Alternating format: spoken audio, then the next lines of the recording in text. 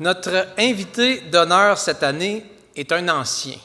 Il a gradué en 2007 au collège au PEI, le même programme que vous.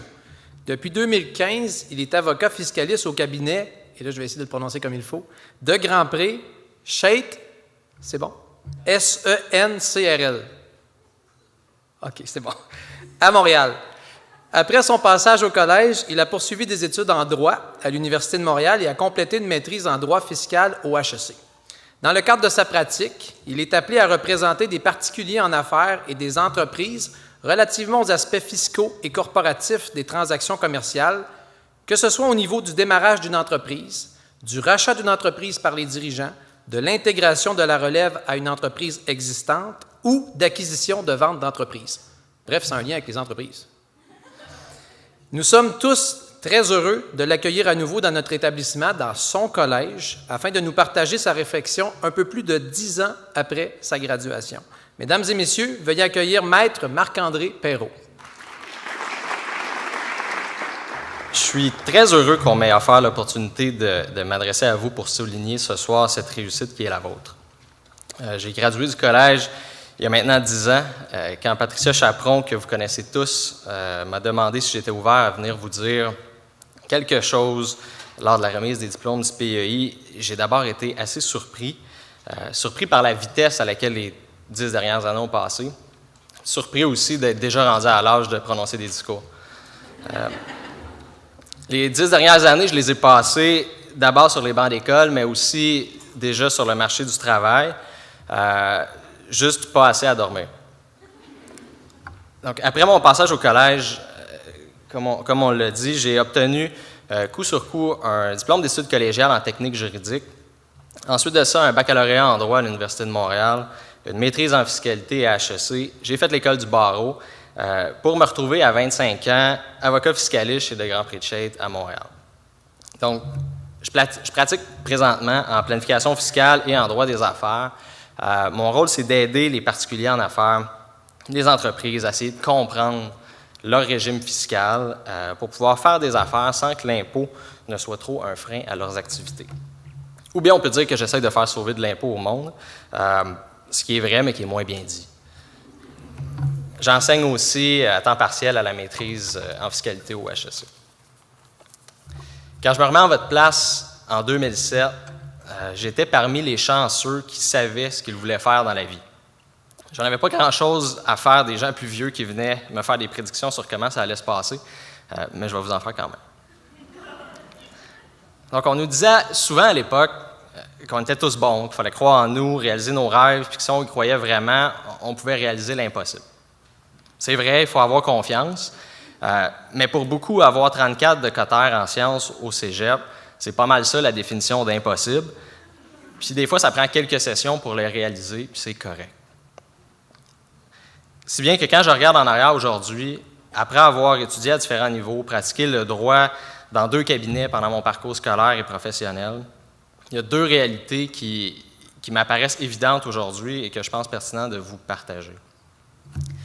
Premièrement, les aptitudes qui vous mènent vers la carrière que vous êtes en train de choisir sont peut-être pas celles qui vont vous permettre de réussir votre vie professionnelle. Toute notre vie, on reçoit le même enseignement que les autres, du moins ceux qui sont dans notre classe. Les mêmes matières, les mêmes problèmes, mais heureusement des approches différentes apportées par des professeurs dévoués que vous avez certainement eu la chance de côtoyer pendant votre passage au collège, tout comme moi, et en plus de ça, dans un programme extraordinaire qui est celui du PEI. Ensuite de ça, on vous compare aux autres, à la moyenne. Soit vous êtes dessus, en dessous, ou dans ceux qu'on dit qui sont les meilleurs.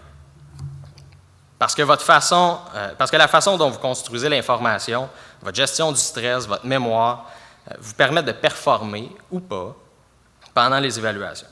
On vous valorise comme étudiant en partie à cause de ça. Au cégep, c'est la même chose.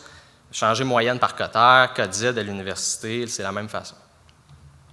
Ça peut vous permettre d'accéder aux professions d'avocat, de médecin, d'ingénieur, de pharmacien, ou ça peut vous enfermer les portes, malheureusement.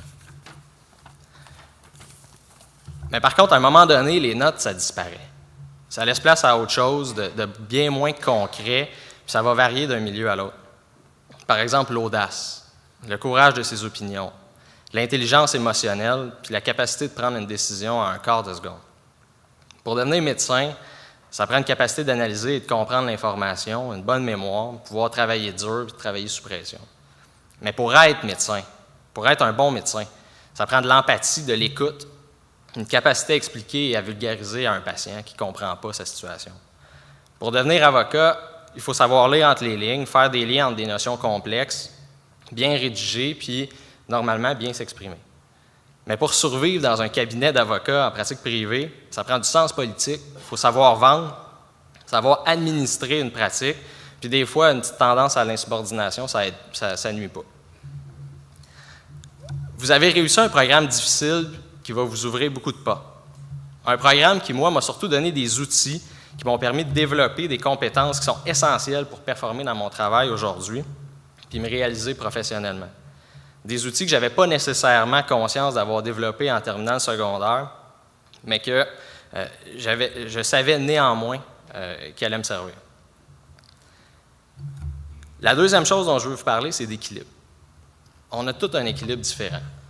Pour certains, être en équilibre dans leur vie, c'est courir des marathons, en plus de travailler 60 heures par semaine, puis de faire du bénévolat les week-ends, le temps qui reste.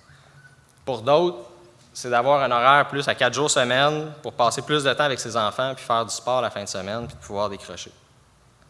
On est constamment en déséquilibre.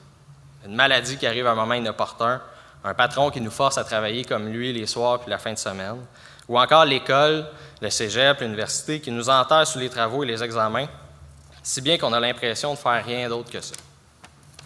Moi, j'essaie toujours de retrouver un équilibre entre ma conjointe, la famille, les amis, le travail, les loisirs, et je chéris cet équilibre-là. C'est ça qui est le plus important pour moi. Puis quand le déséquilibre est trop important, c'est signe qu'il est peut-être temps de changer quelque chose. Quand j'étais au PEI, j'ai eu la chance, comme vous peut-être, de pouvoir voyager, de voir, découvrir d'autres cultures. J'ai continué à voyager après ça. J'ai vu des gens qui étaient heureux, même s'il n'y avait aucune possession matérielle ou presque. Des gens qui se parlaient autrement que par texto ou par courriel. Des gens qui travaillaient tout le temps, puis d'autres qui travaillaient presque pas. Ces autres cultures m'ont permis de mieux définir à quel moment je me sentais en équilibre. Que c'est pas grave de ne pas répondre à un courriel dans les 5 minutes qui suivent. Que c'est correct de décrocher de temps en temps, qu'on n'est pas défini comme personne par un nombre de likes sur Facebook ou Instagram. À travers les différentes expériences que j'ai pu vivre au PEI et après, je pense avoir réussi à comprendre ce qu'était mon équilibre à moi. Bravo encore pour avoir franchi cette étape-là avec succès. Je vous souhaite de continuer à bâtir sur ce que vous avez appris ici. Je vous souhaite de trouver une carrière qui va vous passionner, dans laquelle vous allez être bon parce que votre personnalité va vous permettre de vous démarquer avant toute autre chose. Finalement, je vous souhaite de trouver et de garder un équilibre là-dedans. La meilleure des chances pour la suite, tout le monde. Merci.